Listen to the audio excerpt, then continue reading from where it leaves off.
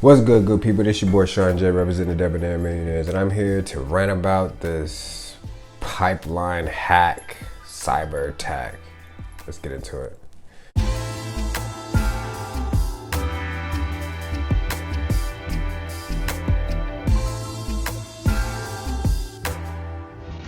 Gas stations across the East Coast running out of fuel as drivers fill up their tanks after a cyber attack shut down the Colonial Pipeline. We saw the lines today here. This is a breaking news because drivers along the East Coast have turned fears of a fuel crisis into an actual one. His potential response to the cyber attack is the chairman of the Senate Intelligence Committee, Virginia Senator Mark Warner. And Senator, as the head of the Intelligence Committee, do you know more about what happened here than we do? Well, I know that we are seeing gas lines in Northern Virginia starting last night. I know this is a ransomware attack, and that's what it's all about, Trey. The fuck is he talking about? All right, so I know you heard it. I know you've seen it on the news. Somebody hacked a pipeline, oil pipeline. This is bullshit. What I'm thinking about, I'm like, is this just a joke? Somebody like wants to knock us down when we're already down type of. Let's say this, right? That just happened with that hack or whatever, right? Before that, the Suez Canal goes down, right? Logistical nightmare. More than 10% of the world's trade travels through Egypt's Suez Canal. So already we have a shortage of supply because our supplies that go through the Suez Canal was stopped. Okay, so that has a backup already with some of the supplies, right? And then you have this cyber attack that stops the oil. Okay, so that stops our transportation system, right? Our transportation, we can't get supplies out that need to be moved out. We already have a lumber problem. They call it a lumber shortage, but you know, I don't see how that happened. With all that money given out, the inflation starting to rise, the food and the supplies starting to go down, we're gonna have to start paying a lot more money on a lot of these things. And it just seems like, okay, I'm out, can't do this anymore, need to go home. I remember about maybe a year ago, I saw this video. It's called The Passionate Few, right?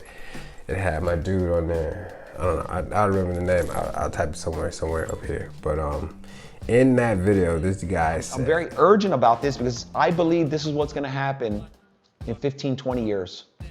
Middle class is going to be completely gone. There will be a splitting of people, right? I'm saying there will be an upper class and a lower class. There already was, but the classes are splitting even more. There won't be a middle class, right? Right now there is a middle class, and that is dying as we speak because, number one, think about this from this way, right? You, in 2019, were living a good life. You were living everything. You didn't even know anything was about to happen, right? Chinese New Year comes around about January, February.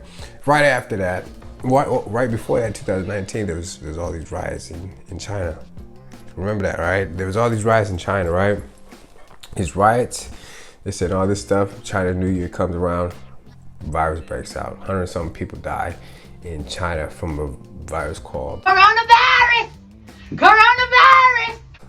You know, okay. They say because it's contagious, it's highly contagious, and it can kill people. This is where people start to get the, you know, the fear that the news has caught on to something, you know, because Trump he's officially getting boring, you know. It was like all they talked about on the news, you know, their ratings were starting to go down.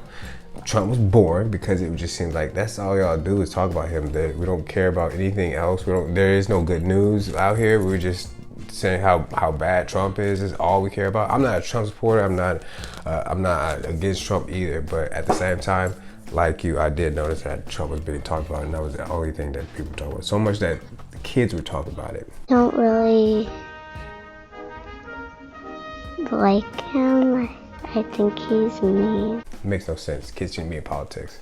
Anyway, so you were living a good life, like I said, in 2019. That virus breaks out, Chinese New Year breaks down because of the riots in China. Previously on China's Rebel City. China brought this virus out to put their people back in their place because they was having some problems over there. I don't know if you noticed in 2019, they had a couple problems with a bunch of their bigger cities. Beijing had a problem. They had a earthquake problem. They had a bunch of problems over there, but we don't hear about that because we're Americans. We don't give a shit about nobody else. America don't give a shit. Speed on. Okay, so 2019, you're living a good life. 2020, what is this? What the is going on? Is some new virus come out? New virus. It's contagious? Oh no, it's contagious? Oh snap, we can't. Everybody gotta go inside, right? You have to go inside. There's nothing you can do about it. It is a mandatory thing.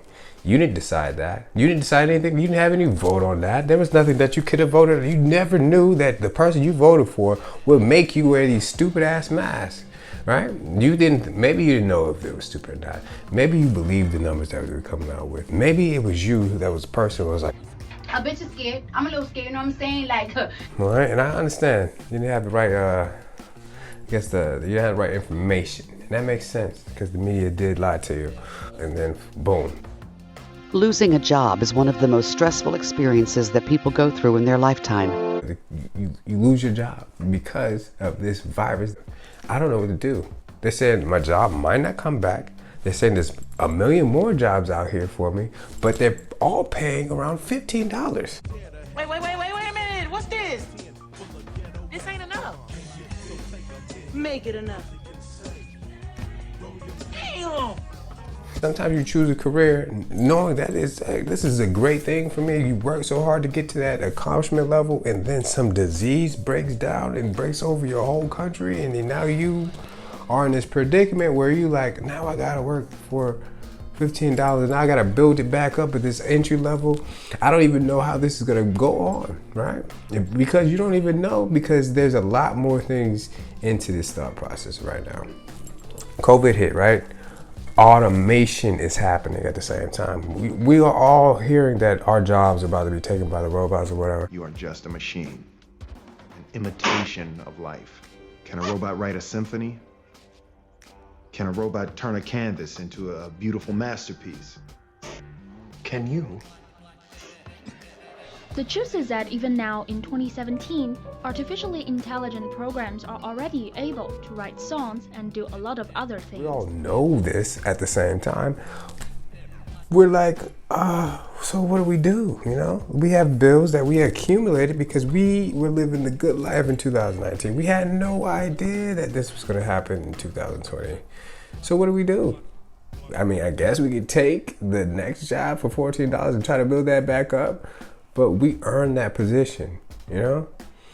The United States is the richest nation in the world by far. It would stand to reason that the population of the US is also the best compensated for their labor, both in terms of salary or hourly wage and benefits like vacation time and parental leave. Fuck are you talking about, motherfucker? You want answers? I think I'm entitled. You want answers? I want the truth! You can't handle the truth! You won't be surprised to learn that's not actually the case. In fact, US workers are some of the worst compensated among wealthy nations, and that's just for those who are lucky enough to find stable work.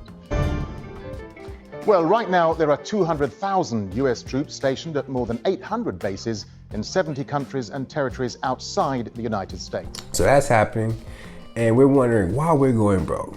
Why are we going broke? Why are our people not able to get better jobs? It's because we spent all our money in defense. We didn't spend any money through education. We didn't educate anybody. We didn't educate our citizens. And then healthcare. We just let our healthcare go crazy. And then, you know, that's the only two things that you cannot call bankruptcy on. It seems like, what the fuck? At the beginning of this year, I don't know if y'all remember, but they ran into the Capitol. That happened this year. There's so many different things out here that it just seems like, what the fuck's going on?